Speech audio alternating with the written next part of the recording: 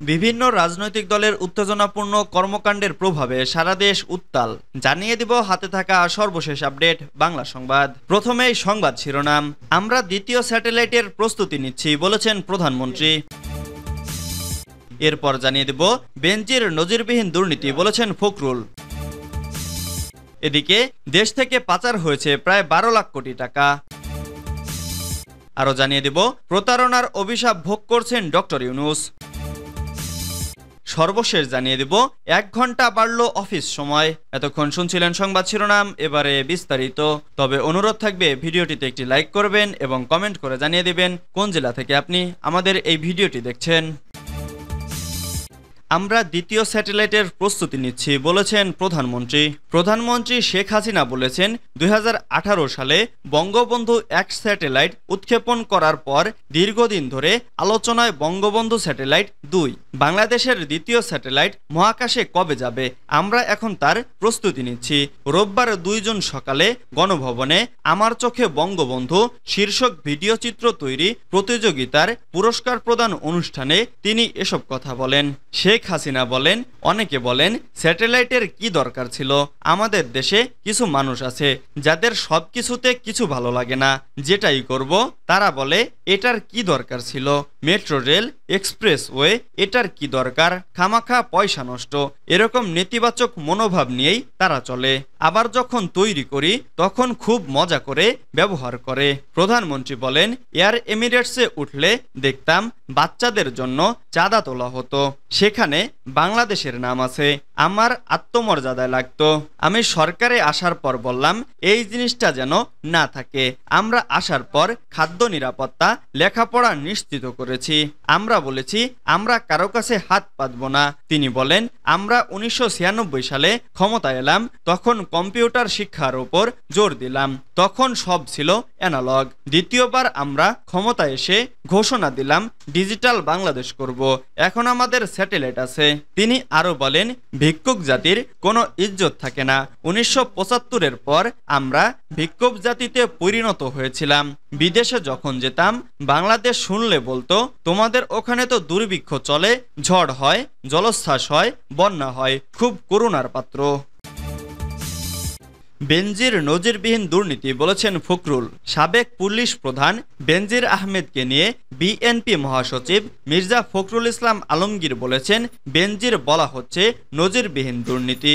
একই সঙ্গে সাবেক সেনা প্রধান তাকে স্যাংশন দিয়ে দিয়েছে।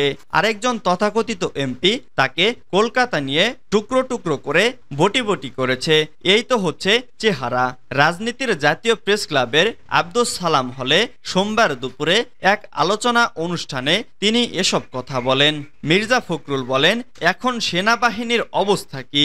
একটা ইনস্টিটিউশন হিসেবে তার সম্মান ইজ্জত কোথায় থাকে যখন তার সাবেক প্রধানকে স্যাংশন দেয়? সেই পুলিশ বাহিনীর মর্যাদা কোথায় থাকে যার সাবেক প্রধান ও র্যাবের সাবেক ডিজিকে পালিয়ে যেতে হয় দেশ থেকে? কার সম্মান কোথায় থাকে? আজকে এরা দেশটাকে এভাবে ধ্বংস করে দিয়েছে।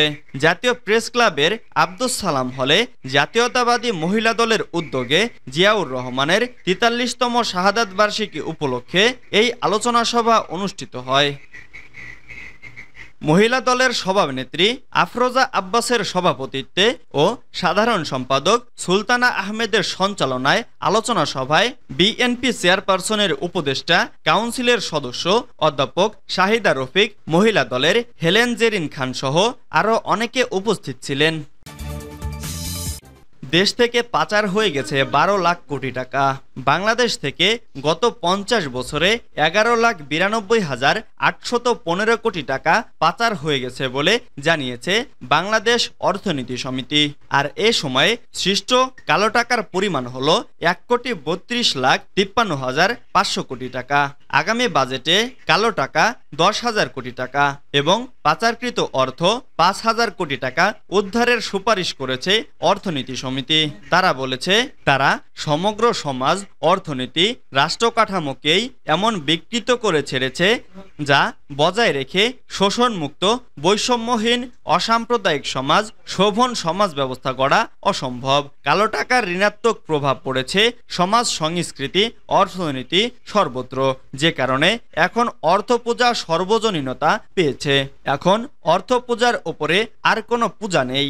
সোমবার ৩ জুন রাজধানীর ইস্কাটনে সমিতির কার্যালয়ে ২০২৪-২৫ অর্থ বছরের বিকল্প বাজেট প্রস্তাব উত্থাপনকালে সমিতির সাধারণ সম্পাদক অধ্যাপক আইনুল ইসলাম এসব কথা বলেন। প্রস্তাবনায় মোহাম্মদ আইনুল ইসলাম বলেন, গত ১৯৭২-৭৩ অর্থ বছর থেকে ২০২২-২৩ অর্থ বছর পর্যন্ত বিগত ৫০ বছরে বাংলাদেশে সৃষ্ট মোট পুঞ্জীভূত কালো টাকার আনুমানিক পরিমাণ হবে ১,৩২,৫৩,৫০০ কোটি টাকা।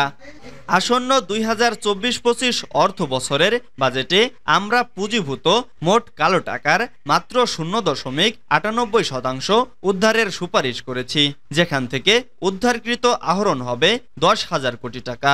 অর্থ পাচার প্রসঙ্গে তিনি বলেন, গত ১৯৭২-৭৩ অর্থ বছর থেকে ২০২২-২৩ অর্থ বছর পর্যন্ত বিগত ৫০ বছরে বাংলাদেশে মোট পুঞ্জীভূত অর্থ পাচারের আনুমানিক পরিমাণ হবে ১১,৯২,৮১৫ কোটি টাকা।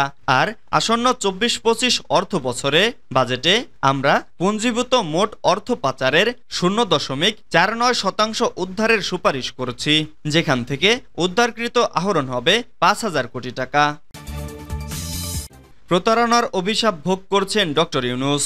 গ্রামীণ ব্যাংকের প্রধান আইন উপদেষ্টা মাসুদ আক্তার বলেছেন, কোনো দেবদেবীর অভিশাপ নয়, বরং গ্রামীণ ব্যাংকের ১,৫,০০,০০০ সদস্যের সঙ্গে প্রতারণার অভিশাপ ভোগ করছেন ডক্টর মোহাম্মদ ইউনূস।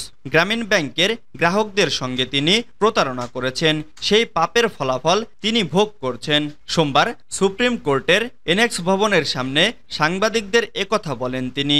গ্রামীণ ব্যাংকের প্রধান আইন উপদেষ্টা বলেন, উনি নিজের ও পারিবারিক কোনো সুবিধা নেননি, কিন্তু উনি প্রিন্টিং প্রেসের জন্য ওনার প্রতিষ্ঠানকে শত কোটি টাকার ওয়ার্ক অর্ডার দিয়েছেন এবং তা ৩০ থেকে ৪০% বেশি দরে দিয়েছেন। তার এক জিএম এসবের প্রতিবাদ করেছেন, তাকে তিনি নির্যাতন করেছেন, গৃহবন্দী করেছেন। ডক্টর মোহাম্মদ ইউনূসের বিরুদ্ধে দুর্নীতির অভিযোগ ৯৭ সাল থেকে। ডক্টর মোহাম্মদ ইউনূস ১১ সালে ব্যাংক ছাড়লেও পরবর্তীতে তিনি তার দুর্নীতি ফাঁস করতে দেননি, কারণ এরপর তার লোকজনই গ্রামীণ ব্যাংক চালিয়েছেন। তবে ২০২০ সালে এক অডিটে ভয়াবহ দুর্নীতির কথা উঠে আসে। আমাদের হাতে এগুলো আসে ২০২৩ সালে, আরও আসছে। ১ ঘন্টা বাড়ল অফিস সময়। দেশের সরকারি, আধা সরকারি, স্বায়ত্তশাসিত প্রতিষ্ঠানের অফিস সময়সূচি ১ ঘন্টা বাড়ানোর প্রস্তাব অনুমোদন দিয়েছে মন্ত্রিসভা। ঈদের পর থেকে এসব অফিস চলবে সকাল ৯টা থেকে বিকাল ৪টা পর্যন্ত। সোমবার প্রধানমন্ত্রীর কার্যালয়ে অনুষ্ঠিত মন্ত্রিসভা বৈঠকে এ সময়সূচি নির্ধারণ করা হয়। সভায় সভাপতিত্ব করেন প্রধানমন্ত্রী শেখ হাসিনা। বৈঠক শেষে সচিবালয়ে ব্রিফিংয়ে মন্ত্রিপরিষদ সচিব মোহাম্মদ মাহবুব হোসেন সাংবাদিকদের এ তথ্য জানান।